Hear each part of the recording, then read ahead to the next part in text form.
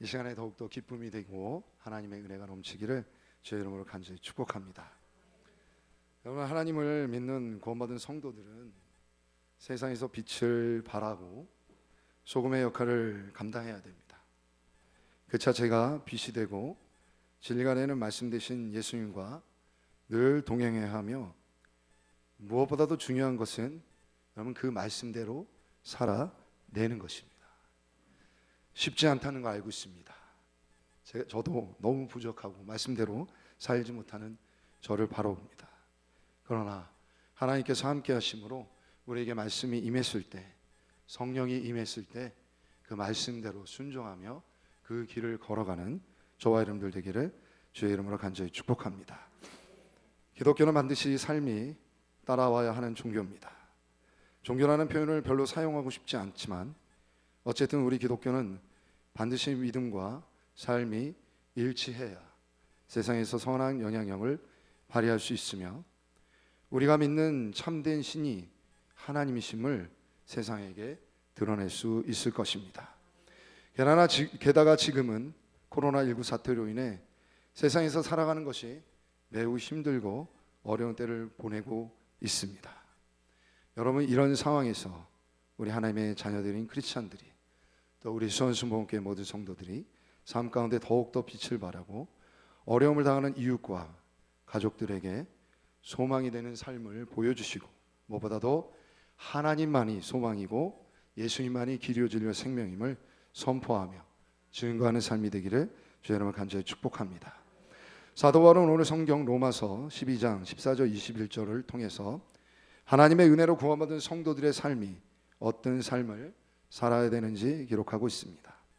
그런데 가만히 오늘 본문을 살펴보면 모든 내용이 사람과의 관계에 대한 상황을 나타내고 있다는 것을 알 수 있습니다.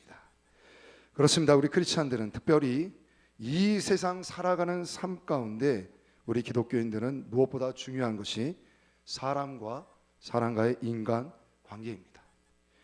여러분, 아무리 어떤 성도가 신앙생활을 아주 열심히 하고 하나님 관계가 좋고 믿음이 있다 해도 함께하는 지체들이나 형제 자매들이나 그리고 가족이나 이웃들 관계가 좋지 않다면 그 사람은 자기의 신앙생활을 돌아봐야 될 겁니다.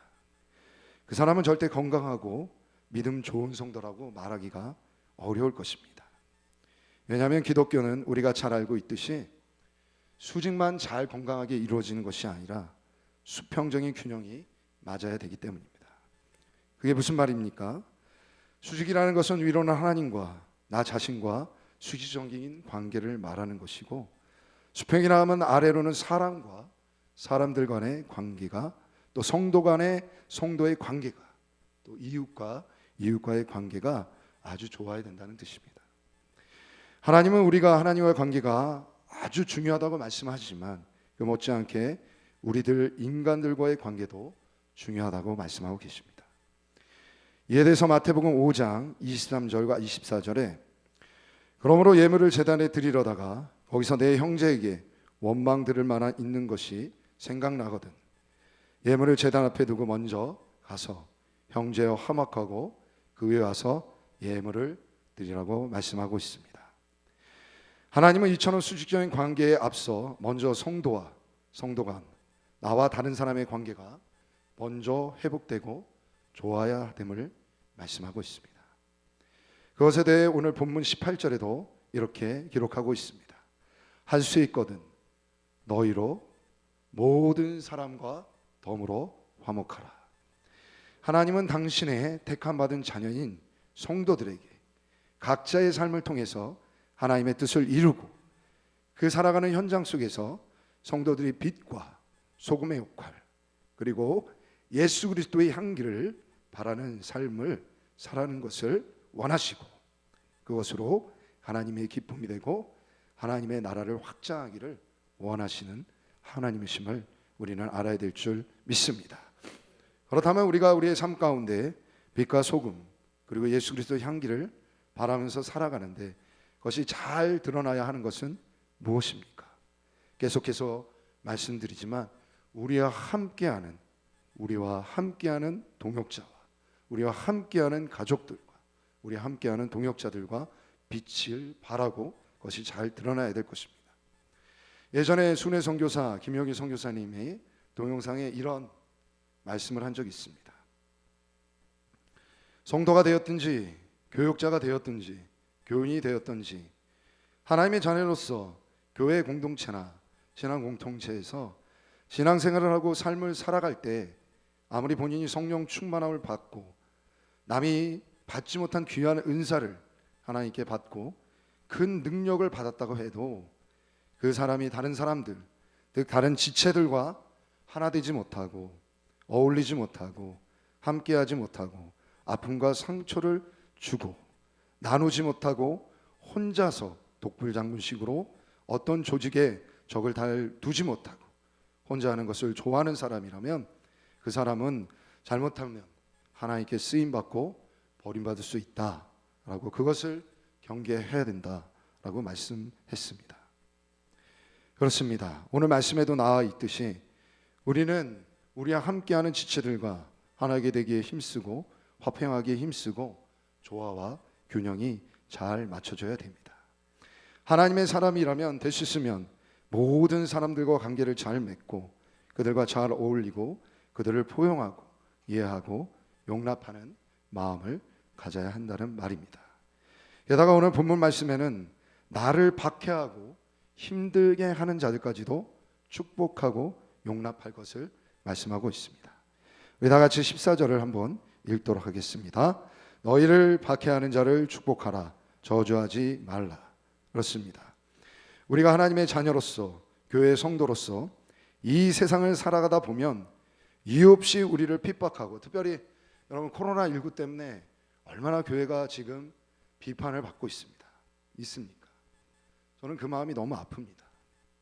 교회가 잘못한 것이 아닌데, 교회만 잘못한 것이 아닌데, 교회가 코로나 확진자가 나왔다면 유독히 더 비판을 하는 이 시대. 그러나 그렇다고 우리가 그들에게 같이 쌍심지를 키고 너희들은 잘났냐 할 수는 없는 노릇입니다.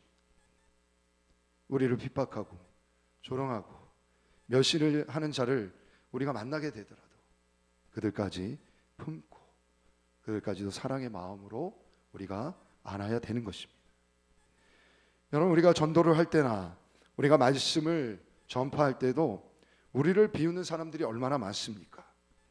그러나 그들 가운데에도 우리는 믿음으로 우리를 박해하는 자를, 우리를 괴롭히고 힘들어하는 자를 미워하지 말고 오히려 축복하고 그들을 용납하고 예수 그리스도의 십자가의 사랑으로 품는 우리 수원순복음교회 사랑이 풍성한 우리 성도들 되기를 주의 이름으로 간절히 축복합니다.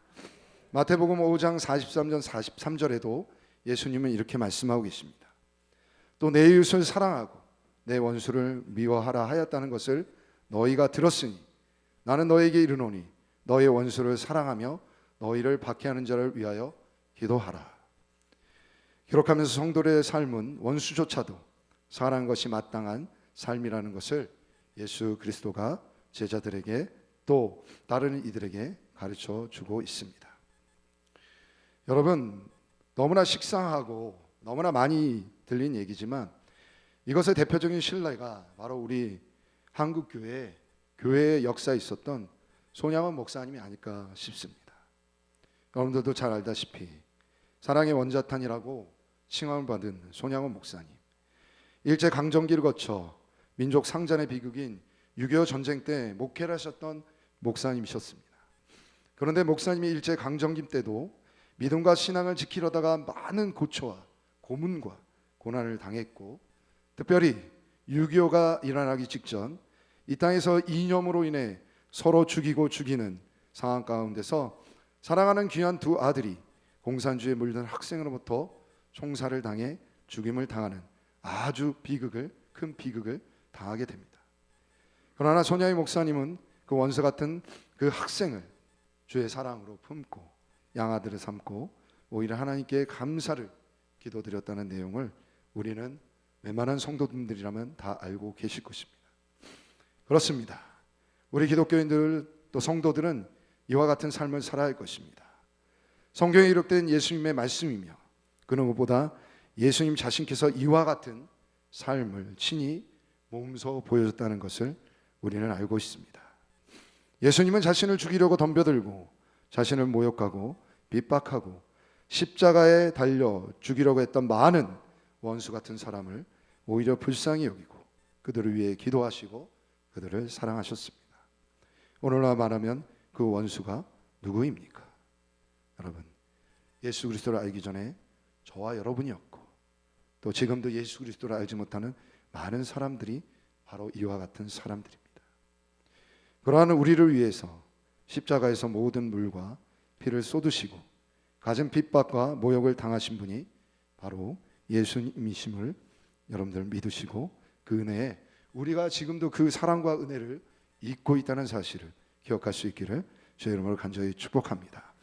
또한 우리는 우리와 함께하는 모든 사람들의 삶 가운데서 그들의 아픔과 그들의 슬픔 그리고 기쁨과 행복을 같이 할 것을 말씀하고 있습니다. 본문 15절입니다. 우리 다 같이 한번 읽겠습니다. 즐거워하는 자들과 함께 즐거워하고 우는 자들과 함께 울라. 그렇습니다. 우리 기독교인들은 성도들은 항상 내 이웃을 내 몸과 같이 사랑하라는 그 하나님의 말씀을 기억하면서 항상 그들의 관계에서 그들의 희노애락을 같이 하는 것이 필요합니다. 특별히 저와 같은 목회자들, 교육자들에게 교회를 세우고 목회를 하는 데 있어서 가장 중요한 요소 중에 반드시 우리 교육자들이 가지고 있어야 될 요소입니다. 여러분, 목회는 다른 말로 무엇입니까? 목양입니다. 즉 목자가 양을 기르고 보살피는 일과 목회가 같은 이치라는 것입니다. 그렇다면 양을 기르고 보살피고 양육하는 목자가 어떻게 양을 돌보고 보살핍니까? 저는 목자 일을 해보지 않아서 실질적으로 모르겠지만 이야기를 들어보면 또 성경에 나와 있는 이야기를 들어보면 다윗의 경우를 들어보면 목자는 양을 정말 자기 생명처럼 아끼고 돌본다고 합니다. 다윗 같은 경우는 사자나 곰이 덤빌 때 자기 목숨까지도 내놓고 보살폈던 것이 바로 목동인 다윗이었습니다. 즉 자기가 돌보는 양이 지금 혹시 필요한 것이 무엇이고 혹시 아픈 데는 없는지 그리고 양이 활동하는 주변에 양에게 해가 되는 위험소는 없는지 혹은 양을 해치는 포악한 짐승들은 없는지 항상 마치 자신 몸을 돌보듯이 돌보는 것이 양을 향한 목자들의 돌봄입니다. 이렇던 목회자 교육자들뿐만 아니라 우리 성도들도 저와 여러분들도 하나님께 부원받은 자녀요 사명자라면 반드시 삶 가운데 내 주변의 이웃들과 나와 함께하는 가족이나 교회의 지체들 또 어려움 당한 그런 이웃들을 보살피고 돌보는 사람이 되어야 될 줄 믿습니다. 그것이 오늘 15절처럼 기쁘든 슬프든 또한 아프고 힘들고 어려운 상황까지라도 함께하고 그것이 내일이라 생각하고 함께하는 이것이 바로 우리 크리스찬들이 해야 될 사명임을 여러분 믿으시기를 주님을 간절히 축복합니다. 또한 오늘 본문에서는 그리스도인의 삶으로서 겸손한 삶을 살 것을 말씀하고 있습니다. 우리 16절 다 같이 한번 읽도록 하겠습니다. 서로 마음을 같이하며 높은 데 마음을 두지 말고 도리어 낮은 데 처하며 스스로 지혜 있는 채 하지 말라. 그렇습니다. 기독교에 많은 신앙적인 덕목이 있지만 그 중에 가장 중요한 요소가 바로 겸손입니다. 우리의 신앙의 모델이 되시는 예수님께서는 항상 제자들과 따르는 모든 사람 앞에서 겸손의 모습을 실천하셨습니다. 그래서 예수님을 겸손의 왕으로 우리는 부릅니다. 예수님은 항상 높은 곳에 마음을 두시지 않고 낮고 천한 곳에 마음을 두시고 그들을 섬기고 사랑하신 겸손의 왕이셨습니다. 또한 예수님을 따라 그 길을 걸어갔던 많은 신앙의 선진들 또한 이렇게 겸손함으로 그들도 하나님의 뜻과 사명을 이뤘음을 볼 수 있습니다. 그렇게 성 어거스틴의 제자가 그 스승인 성 어거스틴에게 선생님, 우리 기독교인들이 가져야 할 가장 중요한 덕목이 있으면 무엇입니까? 물어봤을 때 첫째도 겸손이고 둘째도 겸손이고 셋째도 겸손이라 했다는 유명한 일화가 있습니다. 우리는 이처럼 하나님의 자녀로서 늘 하나님과 사람들 앞에서 자신을 낮추는 겸손의 사람이 되어야 될 줄 믿습니다. 성경에 보면 하나님은 교만한 자를 물리치시고 겸손한 자와 함께 하신다고 말씀하고 있습니다. 신약 성경 야고보서 4장 6절에는 그러나 더욱 큰 은혜를 주시나니 그러므로 이르렀을 때 하나님이 교만한 자를 물리치시고 겸손한 자에게 은혜를 주신다 하였느니라. 또 마태복음 11장 29절에 나는 마음이 온유하고 겸손하니 나의 멍에를 메고 내게 배우라 그래야면 너의 마음이 쉼을 얻으리니 라고 말씀하셨습니다. 그렇습니다. 우리는 무엇보다도 그리스도인으로서 또 성도로서 겸손한 삶을 가져야 할 것입니다. 우리가 겸손하지 못하고 교만한 마음으로 우리와 함께하는 사람과 함께한다면 그것으로 그들에게 선한 영향력을 나타낼 수 없습니다. 그들에게 아픔과 상처를 줄 거고 그들의 마음에 교회와 기독교에 대한 좋지 않은 인식과 반감만 줄 것입니다. 그것으로 또 전도의 문이 막히고 하나님 나라 확장에 우리는 걸림돌이 되어 하나님께 영광을 돌리는 자들이 아니라 영광을 가리는 어리석은 자들이 되고 말 것입니다. 기억하시고 항상 겸손하고 나 자신을 비우고 예수 그리스도만 자랑할 수 있는 우리 수원순복음교회 모든 성도들이 되기를 주의 이름으로 간절히 축복합니다. 또한 계속해서 사도 바울은 그리스도인의 삶에 대해서 모든 사람과 화평하고 악을 악으로 갚지 말고 원수들에게 같은 방법으로 원수를 갚지 말고 원수 갚는 것에 대해는 온전히 하나님 나에게 맡기고 오히려 원수를 선대해서 손으로 악을 이기라고 말씀하고 있습니다. 오늘 본문 17절과 21절 좀 길지만 다 같이 한 목소리로 읽겠습니다. 아무에게도 악을 악으로 갚지 말고 모든 사람 앞에서 선한 일을 도모하라. 할 수 있거든 너희로서는 모든 사람과 덤으로 화목하라. 내 사랑하는 자들아 너희가 친히 원수를 갚지 말고 하나님의 진노하심에 맡기라. 기록되었으되 원수 갚는 것이 내게 있으니 내가 갚으리라고 주께서 말씀하시니라. 내 원수가 줄이거든 먹이고 목마르거든 마시게 하라. 그리게 함으로 내가 숯불을 그 머리에 쌓아 놓으리라. 악에게 지지 말고 손으로 악을 이기라. 아멘. 다시 한번 마지막 절만 읽겠습니다. 시작. 악에게 지지 말고 손으로 악을 이기라. 믿을 수 있게 주의 이름을 간절히 축복합니다. 그렇습니다. 우리가 할 일은 원수에 대해서 원수를 갚거나 악에 대해서 같은 모양으로 대항하는 것이 우리의 본분이 아닙니다. 이에 대해서 성경 마태복음 5장 38절 42절에도 예수님께서는 이와 동일한 말씀으로 우리에게 교훈하고 있습니다. 또 눈은 눈으로 이는 이로 갚으라 하였다는 것을 너희가 들었으나 나는 너희에게 이르노니 악한 자를 대적하지 말라. 누구든지 내 오른편 뺨을 치거든 왼편도 돌려대며 또 너를 고발하여 속옷을 가지고자 하는 자에게 겉옷까지도 가지게 하며 또 누구든지 너로 억지로 오리를 가게 하거든 그 사람과 심리를 동행하고 내게 구하는 자에게 주며 내게 꾸고자 하는 자에게 거절하지 말라. 믿을 수 있게 주의 이름으로 간절히 축복합니다. 그렇습니다. 세상 사람들 보통 다른 사람들이 자신들에게 피해를 주고 아픔을 주면 그에게 걸맞는 아니면 그 이상으로 그에 대한 안갚음을 해야 된다고 생각하고 그것이 지극히 합당한 처사라고 생각합니다. 또한 구약의 이스라엘 백성들도 이와 같이 타인을 통해 자신이나 자신의 가족들이 이러한 피해를 입게 되었을 때 이에 상응한 보복에 대해서 원하면 할 수 있음에 대해서 허락하고 있습니다. 그러나 이에 대해서 신약시대 예수님은 그와 같이 해서는 안 되며 악을 손으로 갚고 그것으로 이길 것을 말씀하고 계십니다. 즉 그런 생각과 사고가 하나님을 믿는 우리 크리스찬들에겐 맞지 않는 생각과 이치임을 오늘 본문과 마태복음에 기록된 예수님의 말씀을 통해서 우리는 깨달을 수 있는 것입니다. 그렇습니다. 우리가 받을 수 없는 은혜 가운데 하나님께 은혜를 받아 우리는 영원한 지옥 형벌을 받을 존재에서 이제는 변하여 새 사람이 되었고 영원한 지옥 형벌이 아닌 영원한 너무나 아름답고 우리가 가고 싶어하는 그 하늘나라에서 살아가는 존재가 된 줄 믿습니다.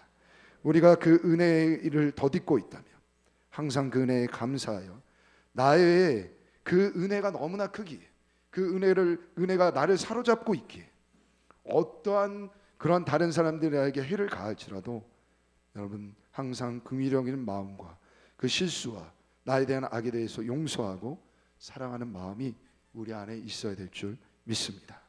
그것은 크리스찬이라면 지극히 당연한 것입니다. 우와 대단하다, 그것이 아닌 것입니다. 내가 받을 수 없고 갚을 수 없는 은혜를 받았다면, 그런 나도 당연히 다른 지체들과 사람들에 대해서 어떤 것이 되었던 그 사람을 용서하고 이해하고 사랑하는 마음을 가져야 할 것입니다. 이에 대해서 예수님은 마태복음 18장 21절 35절에 용서할 줄 모르는 종의 비유를 통해서 우리에게 교훈하고 있습니다. 용서할 줄 모르는 종의 비유는 아마 여러분들도 잘 아실 것입니다. 우리가 알고 있듯이 어떤 주인이 결산할 때가 되어서 자기에게 10,000달란트 빚진 그런 종이 있는데, 그 사람을 데려와서 갚으라고 했지만 갚을 능력이 없기에 그에게 명하여 그 몸과 아내와 자식들과 모든 소유를 다 팔아서 갚으라고 했고, 그 종이 그 처세에 너무나 정말 슬프고 너무나 두려워서 엎드려 절하며 간곡하게 봐줄 것을 간절하게 호소하자 그 주인이 그를 불쌍히 여겨 그 갚을 수 없는 10,000달란트에 대해서 전부 탕감을 해주었습니다. 그렇게 해서 그 종은 주인의 은혜로 자유몸이 되었는데, 그가 이제 집으로 돌아가다가 자기에게 100데나리온을 빚진 자를 만나게 되었습니다. 여기서 100데나리온은 자기가 탕감받은 10,000달란트에 비하면 정말 아무것도 아닌, 소위 말하면 세 발의 피와 같은 금액입니다. 그런데 그는 자기에게 100데나리온을 빚진 자에게 목을 잡고 갚으라고 윽박질렀고, 그가 좀만 시간을 주면 갚겠다고 호소하자 그를 가차없이 데려다가 옥에 가두게 됩니다.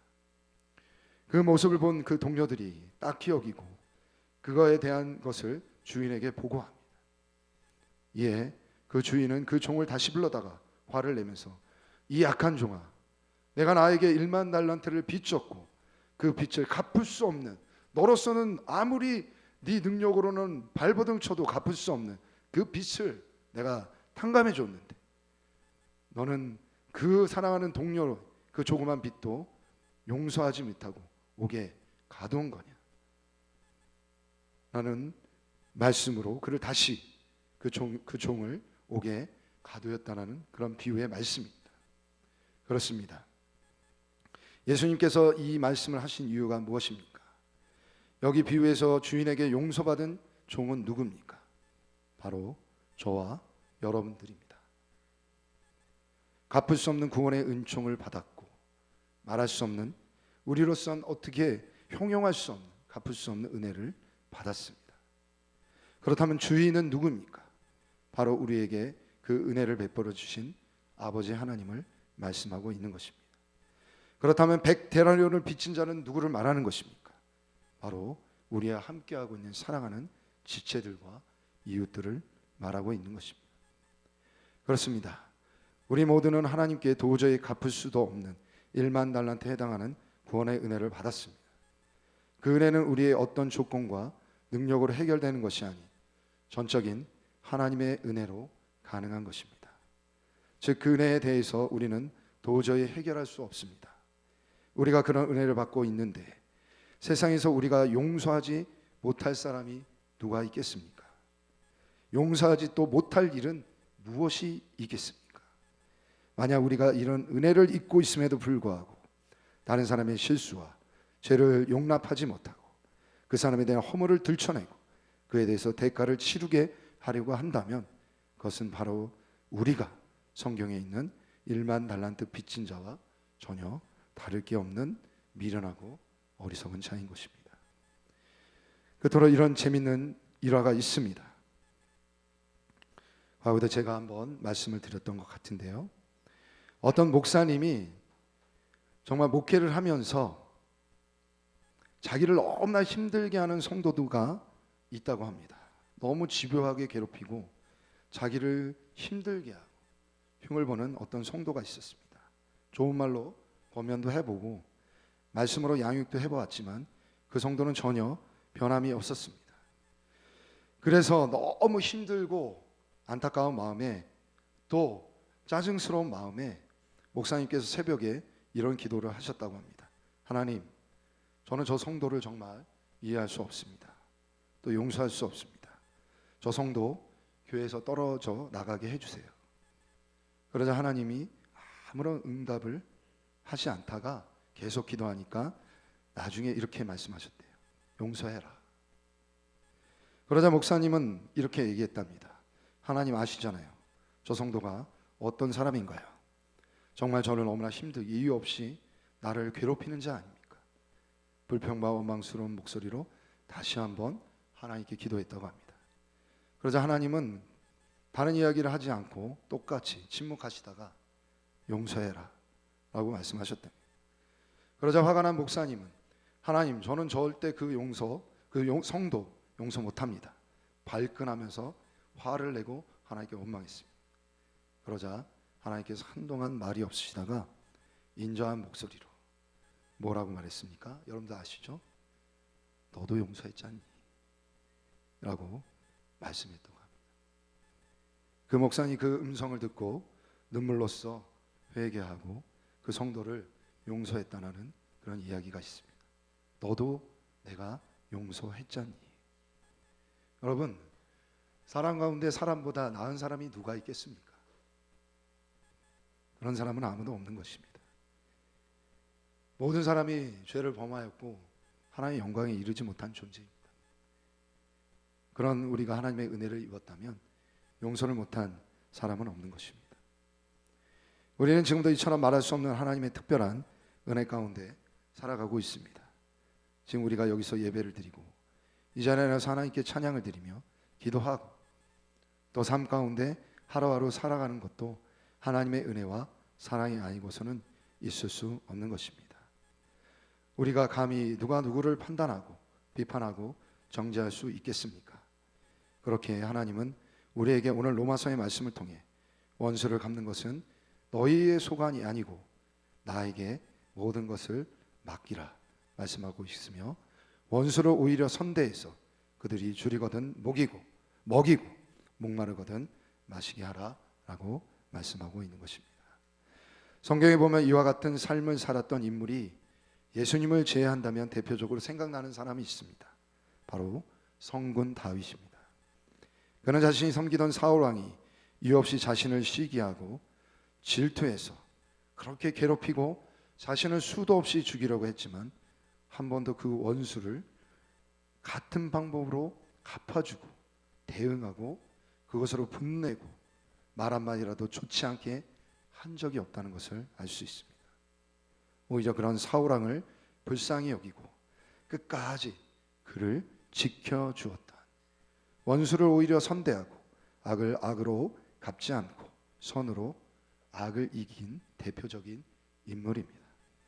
그렇게 오늘 사도 바울은 우리 그리스도인들의 삶은 악에게 지지 말고 선으로 악을 이기는 삶이 바로 우리들의 삶이라는 것을 결론으로 말씀하고 있는 것입니다. 저와 여러분들이 이처럼 죄악이 관영한 이 세상을 살아갈 때 예수님처럼 악으로 악을 갚지 말고 선으로 악을 이기며 그것은 하나님의 뜻을 이루고 영광을 돌려드리는 삶이 되는 저와 여러분들 되기를 주의 이름으로 간절히 축복합니다. 말씀을 정리하겠습니다.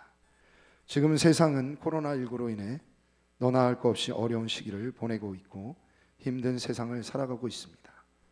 이런 시기일수록 설교 서문에도 제가 이야기했지만 우리 하나님의 자녀들이 더욱 세상에서 빛을 발하고 어려운 시기에 하나님의 자녀로서 하나님을 알지 못하는 사람들에게 본이 되고 기쁨이 되고 소망이 되어야 될 줄 믿습니다.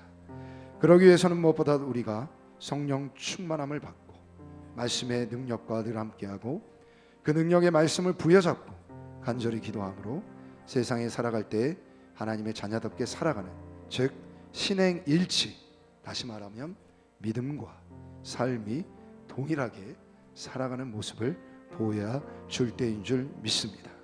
코로나19로 세상이 힘들고 모든 사람이 어려울 때일수록 여러분들이 신행일치의 삶으로 우리를 통해 우리 수원순복음교회 모든 성도들을 통해 하나님의 나라가 확장되고 복음이 세상에 이럴수록 더욱더 증거되고 하나님의 사심과 역사하심이 나타나는 복된 인생이 되는 저와 여러분들 수원수목회 모든 성도들이 되기를 주의 이름으로 간절히 축복합니다. 아멘. 우리 내가 주인 삼은 모든 것 우리 찬양하면서 우리 다시 한번 말씀을 위해서 기도하고 우리 다옥게 하나님께 나아가는 시간 되기 원합니다.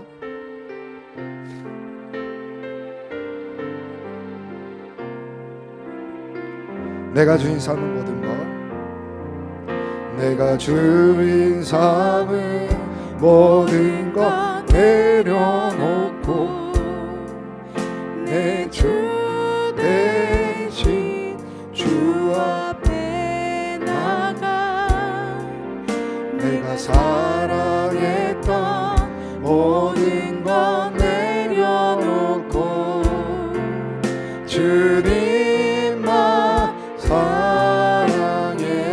내가 주인 삼은 모든 것 내가 주인 삼은 모든 것 내려놓고 내 주 대신 주 앞에 나가 내가 사랑했던 모든 것 내려놓고 주님만 사랑해.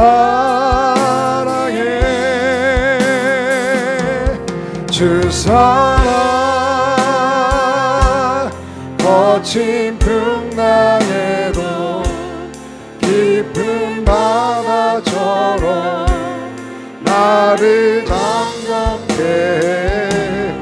주 사랑 내 영혼의 반석 그 사랑 위에서 우리 다시 한 번만 찬양하며 내가 주인 삼은 모든 것 내가 주인 삼은 모든 것 내려놓고 내 주 대신 주 앞에 나가 내가 사랑했던 모든 것 내려놓고 주님만 사랑해. 주 사랑 주 사랑 거친 풍랑에도 깊은 바다처럼 나를 잠잠케 해. 주 사랑 내 영혼의 반석 그 사랑 위에 서리. 우리 시간 다 같이 함께 동성으로 기도합니다. 하나님 빛된 주의 자녀로서 또 소금된 주의 자녀로서 하나님 구원받은 하나님의 자녀로서 세상을 살아갈 때 특별히 코로나19로 세상이 어지럽고 힘든 이 상황 가운데 그러나 믿음의 자녀들 우리 선수목회 모든 성도들과 구원받은 하나님의 백성들만큼은 이 어려울수록 더 빛을 발하고 아버지 하나님의 뜻을 이루는 믿음의 자녀들 되게 하여 주시옵소서. 우리를 통해 더욱더 하나님 나라가 세워지고 하나님께 영광을 돌리는 믿음의 자녀 이 어려울수록 더욱더 나보다 더 어려움을 겪는 지체들을 돌보고 그들을 위해서 기도하고 그들을 품고 또 그들을 위해서 간절히 하나님께 도구하며 기도하는 믿음의 자녀들 되게 하여 주시옵시고 그것으로 말미암아 더욱더 하나님의 기쁨이 되는 자녀가 되게 하여 주시옵소서. 우리 주여 한번 부르짖고 다 같이 한번 통성으로 기도합니다.